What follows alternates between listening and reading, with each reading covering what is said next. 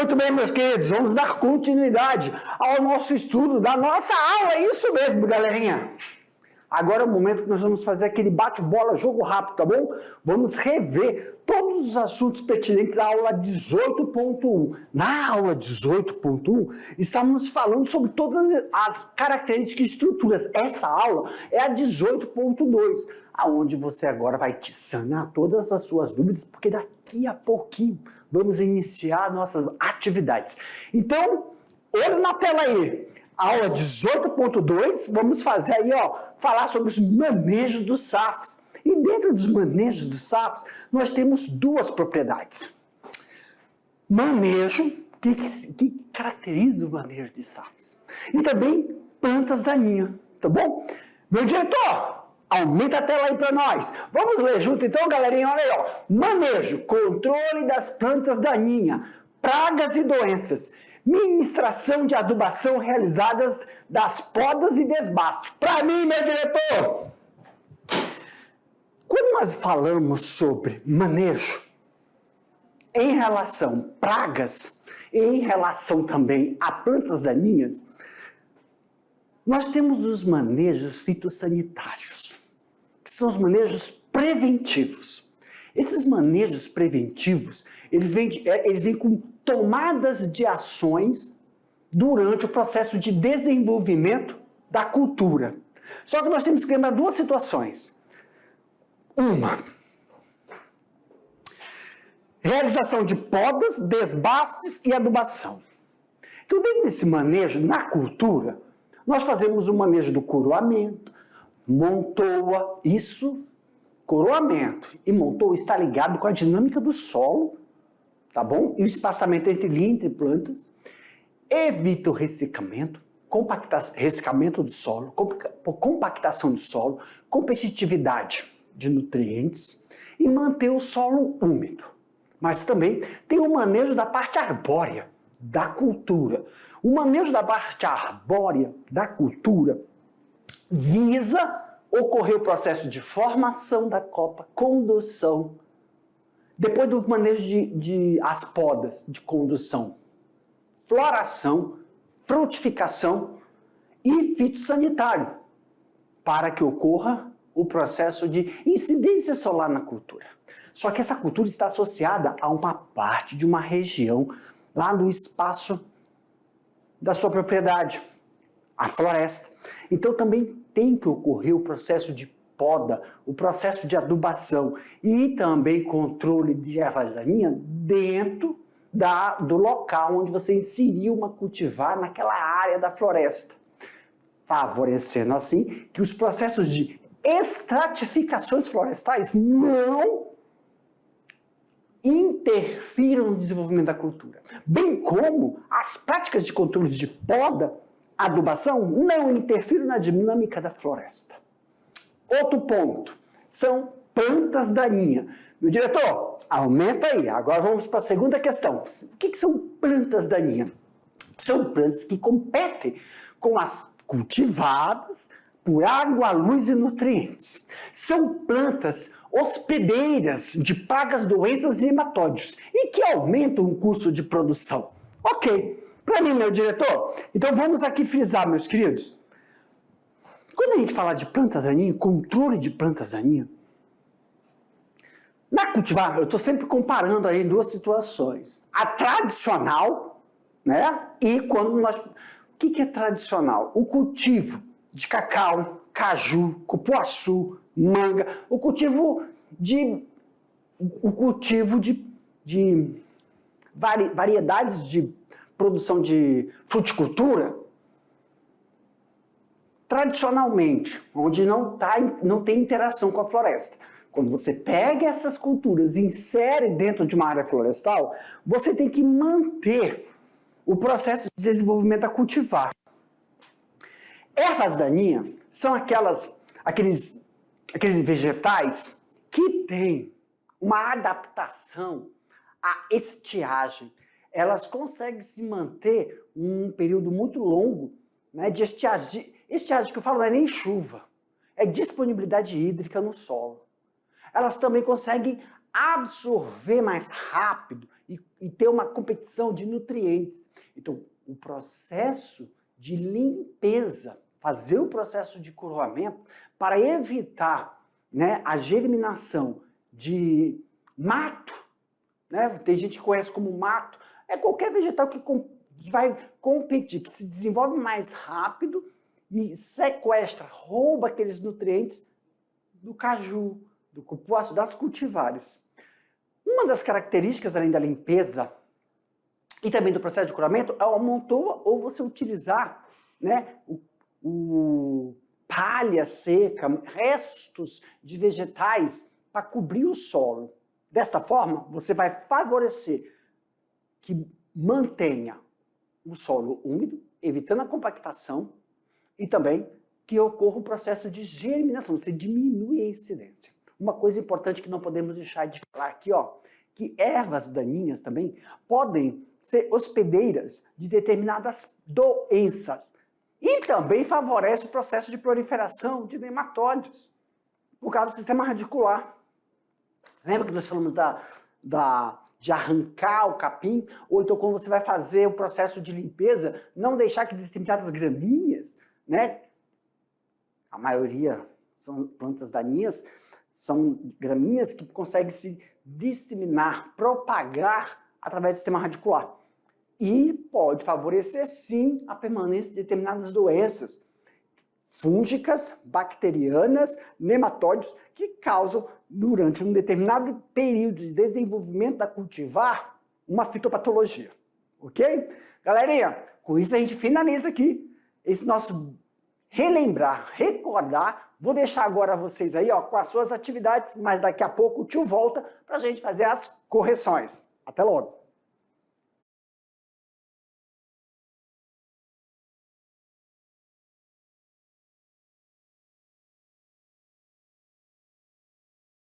Muito bem, meus queridos, estamos de volta. Agora deixei vocês aí, ó, fazendo as atividades. Agora, nós retornamos para realizar aí, ó, a correção das atividades.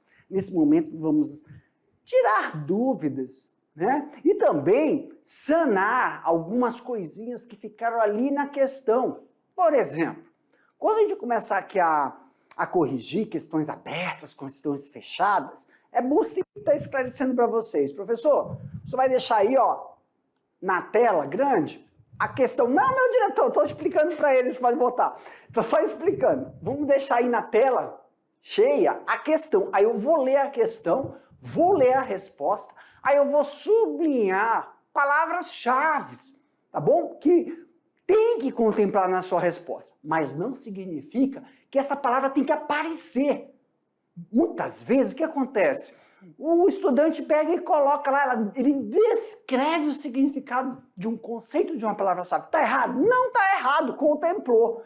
Se tiver necessidade, o tio volta uns slides que reportam a questão, tá bom? Professor, se tiver questões fechadas, eu assinalei a letra A e o senhor está falando que é a letra C. Aí a gente explica por que as outras alternativas não contemplam. A tela grande é para dar tempo de você, se quiser acrescentar algo que ficou, outro, não que vai falar que a sua questão está errada, mas para encorpar mais, tá bom? Fazer uma questão completa, satisfatória, perfeito? Meu diretor, agora sim, the first question, primeira questão aí na tela, galera. Aê, então vamos lá para a primeira questão. Olha aí, ó. O que são plantas daninhas? Vamos seguir o cronograma. Vou mostrar a resposta. Puf. Vamos ler a resposta. As plantas que competem com as plantas cultivares. Então vamos a ler. As plantas que competem. As plantas que competem com as cultivares. Não, eu quero colocar isso aqui. Cultivares. Tem um cor, caneta, tinta. Aqui. As plantas que competem... Ó, plantas cultivares. Professor, eu não coloquei desse jeito, mas vamos lá. As plantas que competem com as... As plantas que competem com as cultivares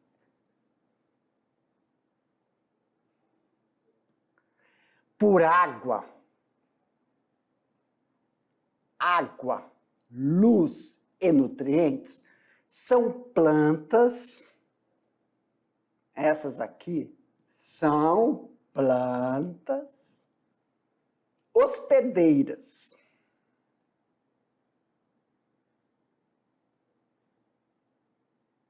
Hospedeiras de quê, prof? Hospedeiras de pragas, doenças e nematóides, que aumenta o custo de produção. Eu vou colocar em vermelho aqui, ó, que aumenta o custo de produção. Prof, eu não escrevi desse jeito. Vamos lá. Conceito de plantas daninhas. São plantas que competem com as cultivares. Não precisa colocar plantas de novo, se quiser. Não é que está errado. O que é? Beck, professor, o que são cultivares? Precisa colocar plantas cultivares? Não. Mas o que é cultivar? Cultivar, exemplo, são plantas que têm um potencial de produtividade e que têm também um interesse no mercado. Cacau, manga, cupuaçu, carambola, açaí. Todas essas frutíferas são cultivares e que têm uma determinação de espaço entre linha, tem uma necessidade nutricional específica. Então, são as plantas que nós cultivamos para vender os seus frutos. Um exemplo. Plantas daninhas são todas aquelas plantas que estão inseridas dentro de uma produção que não foram semeadas. Elas surgem, pois a semente já estava ali, só esperando que o ambiente seja propício para o seu desenvolvimento. E elas roubam o quê? Elas competem com o quê? Com a disponibilidade de água, elas competem com a incidência solar e também com os nutrientes. E isso faz com que não tenha um bom desempenho. Quem? As nossas cultivares. Até, ó, soja, feijão, milho, algodão, são cultivares que têm elas necessitam de uma quantidade de incidência solar, por isso tem que ter a poda, uma necessidade de disponibilidade, elas necessitam da disponibilidade hídrica. E necessitam que durante o seu desenvolvimento tenha o quê, professor? Tenha nutrientes para que elas possam produzir seus hormônios que vão fazer o processo de frutificação, na verdade processo de produção vegetal, que é a foliar. Essa produção foliar vai desenvolver determinados produtos de hormônios que vão fazer com que surja as emissões, né, de flores. Essas flores vão ser fecundadas, essas flores fecundadas vão se desenvolver em fruto. E aí essas plantas daninhas podem o quê? Sequestrar os nutrientes. Outra, elas também favorecem o quê? O surgimento de doenças e pragas. Então, plantas daninhas, muitas vezes nós conhecemos como mato. É mato. Mato. Ou então é qualquer vegetal que surge sem que você tenha produzido ele e que ele pode, de alguma forma, atrapalhar o desenvolvimento da muda que você plantou, se você semeou, da produtividade de qualquer frutífera que está dentro de um canteiro. Tudo bem até aí, galerinha? Explicado então, tirando as dúvidas, estou deixando aqui na tela para que vocês possam dar uma olhada, tá? Tem essas palavrinhas-chave aí, são plantas daninhas, né? São conhecidas como plantas que surgem no seu canteiro, que você preparou o canteiro, preparou a área e você não semeou ela, e ela tem uma adaptabilidade, uma resistência maior à escassez de água, luz e nutrientes. Mas se tiverem ali para a produção da cultura, elas sequestram isso e cai o desempenho de produção. Tá bom? Vamos para a questão número 2? Aumenta a tela, meu diretor. Questão número 2. Como pode ocorrer o controle físico das plantas daninhas? Beck, para mim, meu diretor, antes de mostrar... professor, o senhor falou que ia seguir a regra, o senhor ia passo a passo. Primeiro mostra, coloca a resposta, já sai daí. Pessoal, como pode ocorrer o controle físico? O controle físico da planta daninha é tudo aquilo que não envolva nenhum tipo de